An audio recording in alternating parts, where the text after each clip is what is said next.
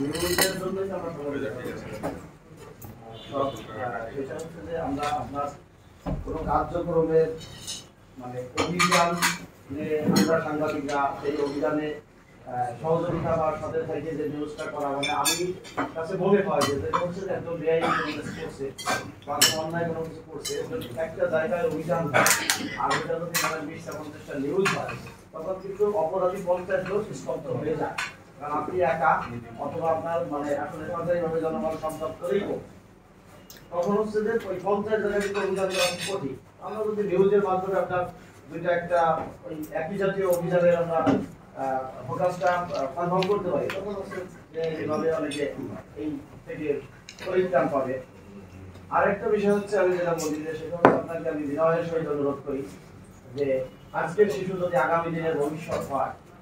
আমাদের উপজেলায় শিশু খাদ্য সাথে মানে শিশুদের খাদ্যের সাথে যেসব খাদ্য জড়িত এবং আমাদের যেসব ফার্মাসিগুলো মেডিসিন বিক্রি হয় মূল জায়গা থেকে যদি আমরা আসলে সবাই সর্বাত্মকভাবে কাজ করি তো এই জায়গাটা আমাদের কাছে খুব গ্যাপ মনে হয় যেটা শিশু খাদ্য যেমন গোখাদ্য মাংসর যে দোকানগুলো থাকে যে আমাদের যে নিয়ম অনুযায়ী যেটা হচ্ছে যে তার প্রাণী সম্পদ অথবা মানে প্রাণীর সুন্দর পরিচর্যা বা তার রোগ মুক্ত আছে কিনা এই মাংস থেকে কিন্তু মানে মানব দেহে অনেক বড় বড় ক্ষতির একটা বড় কারণ হইতে পারে। এটা একটা বিষয়। তো আমি আসলে ওইটা আপনার কাছে জানতে চাইবো যে আমরা আপনাদের তথ্য দিয়ে কাজ হবে নাকি আসলে অভিযান করার পরে নিউজ হবে মানে আমরা সহযোগিতা করলাম নিউজ হওয়ার পরে আপনি কাজ করবেন এটা হচ্ছে আমাদের একটা জানার আগ্রহ। আর